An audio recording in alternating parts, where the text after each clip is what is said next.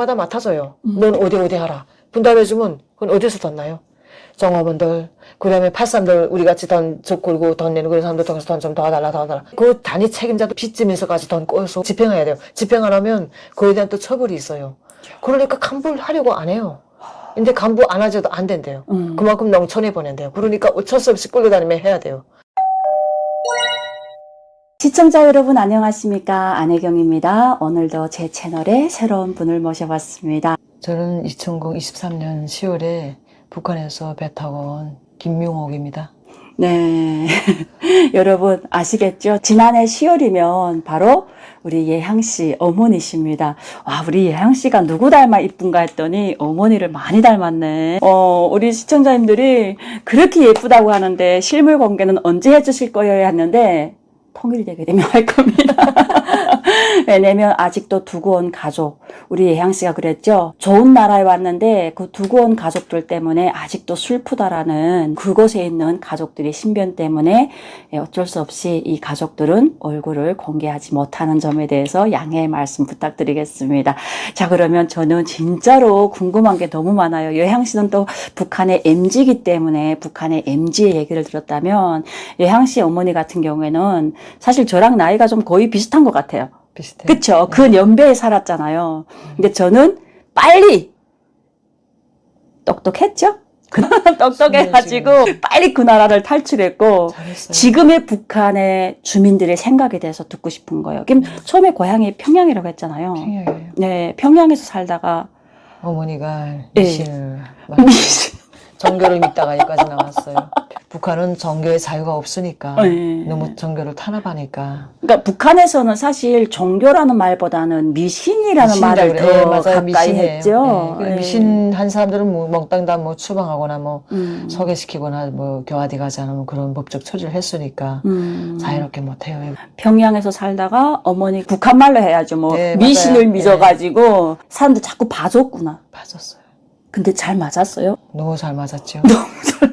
아, 장군님 말씀이 잘 맞아야 되는데 어머니 말씀이 잘 맞으면 안 자꾸 되는데. 주체사상을 믿어야 되는데 그 외를 믿으면 안 되니까 한 가지만 당만 따르라는 건데 그렇게 따르지 않으니까 다 처형하는 거죠. 네, 그래가지고 지방으로 이주해 예, 왔구나. 예, 예. 야, 참 억울했겠다. 억울하죠. 애매하고 그런 사람들이 많아요. 평양 사람들도 내려온 사람들이 평양도 그럼 그렇게 미신을 보는데 많아요. 돈 주고 보죠. 돈 주고 보죠. 간부들이 더 몰래 더 봐요. 통제하는 사람들이 더 본다고요. 자기 앞이 어떻게 될까 하는 걱정에. 너무나 처용하고 너무나 이게 간부하는 것도 조마조마하니까 와이프들이 돌아가면 몰래 물어보고 자기네 남편 일에 대해서 많이 관심 있어 해요. 저도 북한에서 미신 많이 봤어요. 봐봐요. 왜 힘드니까 더 봐요. 저도 제 방송에서 말하거든요. 근데 왠지 북한 미신이 엄청나게 잘 본다고. 근데 신통이 맞아요. 다 맞아요. 미신제들이 말하는 돌아가는 유언비어처럼 말하는 그것도 다 맞고 앞으로 얻게 된다는 그 말도 그대로 맞고 나는 우리 어머니가 90년대에요. 90년대 2000국 20년대 들어가서 삼자파란이 일어난다. 세 가지 동란으로 다 죽을 때가 된다 해서 무슨 소리가 있는데 20년대 들어가서 코로나가 발생하잖아요. 그 다음에 북한 실종이라는 게 더 사람 죽어가는 세상이 오고 단 사람들이 병 걸렸어요. 코로나 걸려서 많은 사람들이 앓고 그 후유증으로 암에 걸려 죽은 사람들 많고 결핵으로 넘어가서 죽은 사람들이 또 많아요. 코로나 후유증으로 온 결핵은 덧주로도 안 되더라고요. 결핵약 덧주 아니에요? 네, 덧주 뭐 이선이 예, 뜨거증 그거 먹으면 결핵균 죽였는데 못 죽이더라고요. 그래서 각혈해 죽어요. 대책이 없어요. 국가가 뭐 너무 열악하니까. 김부자들이 늘 하는 얘기가 있잖아요. 우리가 조금만 버티면 잘 산다고 하는데 10년이 20년 30년 지나도 안 바뀌는데 그건 바뀔 수가 없죠. 3대 세습으로 온 그 과정이야 자기네 체질을 유지하기 위한 거니까 어떡하나 잘 된다는 말로 사람들이 올리우지 않아요. 너무 힘드니까. 특히 코로나 겪으면서 사람들이 완전히 인식 달라졌어요. 특히 평양 사람들도. 정말요? 요즘 평양 사람들도 그전하고 달라요. 왜 그러나 김정일 때만 해도 평양 사람들이 행사할 때마다 배려를 크게 줬어요. 아리랑 공연도 봤죠? 그때 행사 참가하고 나면 그래도 선물 하나씩 주고 텔레비 하나씩 다 넣어주고 뭔가 그래도 배려해 주는데 김정은 서서부터는 그 배려라는 게 없어요. 사진이면 끝이에요. 이제는 뭐 집집마다 사진 연말에 갖고 사진 넘쳐나는 거예요? 그러니까 우리 북한 사람 자체도 어휴 이나지 많기도 하다. 구수탄 사진 다 어디다 쓸까? 너무나 값이 없다긴단 말이에요. 대통령이 너무 값이 없다. 여기저기 자꾸 사진만 찍으니까 사진만 찍으면 뭐래요? 주는 게 없는데 사람이 힘든 것만큼 보수가 있어야 되잖아요. 나 보니까 그 평양 갔을 때도 주차탑 앞에서 우리 같은 나이 50대 난 사람들도 껐다 들고 그 빗짝짝 온 데서 훈련하더라고. 하나 둘 셋 하면 훈련하는데 못 빠져가더라고요. 그러니까 계기점마다 행사하죠. 10월 10일 행사할 때 네. 그때 외국인들도 오잖아요. 네. 또 국가수반들도 올 때 그거 하는 거 군중 시위하는 행사, 할 거를 때도 다 훈련하고 새벽 3시부터 변도 짜가지고 주먹밥 쥐고 나가서 대기상 대시에 도로에 얼마나 고달픈지. 그 주먹밥 할 쌀은 주나요? 배고? 아니죠. 자체로 다 싸주고 배급이 있어요. 있는 데는 야매 가격으로 파는 게 배급이 아니지요. 그렇죠. 4,000원씩이에요. 한 킬로당. 국가에서 팔아주는 게 4,000원? 예. 그러면- 평양시 공급이 4,000원이에요. 그래도 시장보다는 좀 싸네. 시장보다 싸니까 그러니까 작년에 국가가 쌀값을 7천, 8천까지 올렸단 말이에요. 개인 장사꾼들 쌀도 못 팔게 하고 국가 양육 판매소에서만 팔게 하고 그러니까 사람들이 막 9선 칭단 정도 안 해요. 그것도 그러고 배급 타제도 돈이 있어요? 그 배급 돈이 있어요? 평양 사람들은 장사 못하게 막지 뭐 직장 출근해야 돈이 차려져요? 행사농업만 좀 보수를 해줘야 된다고. 그런데 그런 것도 없고 배급도 안 주고 그래도 야. 그때 김정일 때마다 배급 줬어요. 국정으로. 음. 근데 이제는 배급이 야매로 되니까 배급이 아니죠, 뭐야. 그러니까 장마당보다 반값에 팔아줘도 그걸 살 돈이 없다라는 없어요. 거잖아요. 아파트 골목 장사 다 막아치워도 밤이면 또 불 켜놓고 나와서 국수 장사 또 싸마던 생각나요. 한 사람들이 당 다 서가니까 뭐라거나 할머니들이 그럼 아르랑 공연 참가한 아이는 뭘 먹이 갔나. 근데 행사 참가할 때 강례밥 싸가는 것도 흠이 아니라 그랬어요. 그러니까 요즘은 북한에 이렇게 사진들 막 찍히는 거 보니까 옛날에 우리 때는 안전원들이 오라 하게 되면 보들보들 떨면서 그냥 갔단 말이에요. 근데 지금 막 막 싸움하더라고요. 나가요. 야, 먹고 달라, 이제. 너 죽고 나 죽고, 이제 보안원들도 지금 역할 것도 못해요. 그들도 숙제가지가 많으니까. 그리 보안원들도 둥채고 먹고 거기서 돈 빨아내고 이런 게 백성들은 그 친소하니까 보안원들 체계도 좀 많이 잡아놨어요. 이제는 개인들 수준에서 돈 빨면 또 그러면 법적 처리가 있어요. 그러니까 그렇게는 못하는데 보안원들도 정말 집에 살기도 힘들어서 이제는 돈 조금만 줘도 서로 그렇게 될수록 너 좋고 나 좋고 그럼 나 좀 생각해달라. 상부 이제 봐줄게. 보안원들도 이제 저도 살아야 되니까. 그렇죠. 그렇게 흐름이 그렇게 돼가요. 국가가 주는 건 없는데 또 주민들한테서 자꾸 받아먹으니까 그걸 가지고 또 간부들 조이고 하니까 그 사람들도 참 힘드네. 그 자리 지키는 게. 누구 하고파서 하나 이래요. 와. 시키니까 할 수 없이 하는 거지. 하긴 북한 그러더라고. 주민들 월급이라는 건 거의 없는 월급이 다 거구나. 뭐야요? 근데 뭐 작년에 보니까는 월급을 다 올리라 했는데 올리라 하면 끝이라고. 대책이 없어요. 그러니까 김정은은 아파트를 짓겠습니다 하면 그다음 밑에 사람들은 알아서 짓더라고. 지라. 가고 분담해주면 그건 어디서 돈 나요? 종업원들, 그 다음에 83들 우리 같이 돈 걸고 돈 내는 그런 사람들 통해서 돈 좀 도와달라. 단위 책임자도 빚지면서까지 돈 꺼서 집행해야 돼요. 집행 안 하면 그에 대한 또 처벌이 있어요. 그러니까 간부를 하려고 안 해요. 근데 간부 안 하셔도 안 된대요. 그만큼 농촌에 보낸대요. 그러니까 어쩔 수 없이 끌려다니면 해야 돼요. 그전에는 간부라고 막 그랬는데, 몰라리는 간부라는 게 뭐, 책임비서나 무슨 감찰과 무슨 검찰서 이러니, 너란자이나 되겠지만, 그 외에는 정말 힘들어요. 하바닥 간부는 할 필요도 할 없네. 필요가 없어요. 세법에서 먹을 게 없어서, 그만두셔도 그만두지 못해요. 제가 예향이를 인터뷰해 보니까 엄청난 거액을 들여서 공부를 시켰더라고요. 네, 공부 많이 시켰어요. 나는 치료했어. 저도 병원 다니면서 팔삼해가지고 네. 돈 벌었단 말이에요. 근데 우리 예향이는 넣고 안마 치료도 하고, 지압 치료도 하고, 그리고 북한에는 또 우미원 치료라는 게 있어요. 우미원 봉대 치료가 또 3대 면증시간에서 특허상 받은 거 있는데, 그거 가지고 자극시켜서 아픈 거 풀어주고, 그런 치료돼서 돈을 좀 벌었어요. 그래서 환자들이 나서서 우리 이영이를 체육대학에 공부시키는데 많이 도와줬어요. 사실은 공부를 시키자 했는데 평양시 떨구려고. 우리가 평양에서 나왔으니까 무조건 야는 평양에 떨궈버리려 했는데 안 되더라고요. 토대가 우선 걸리고. 할머니 때문에. 그래요. 그 다음에 둘째는 탁구 종목이라는 거는 평양시에도 급수 있는 사람들이 기본 탁구를 해요. 탁구 하는데 그 종목 가지고는 평양시 고수가 안 된대요. 그래서 스키 종목, 휘고 이런 종목이나 거의 평양시 고수가 되지 안 된다고 하더라고. 그룹 지금 평양에서 뭐 부디 공부를 열심히 해서 모르니까 지방으로 내려가자 했는데 대학은 거기서 나왔어요. 북한도 그렇게 집에서 불법이긴 하잖아요. 불법이지만은 병원보다 나니까.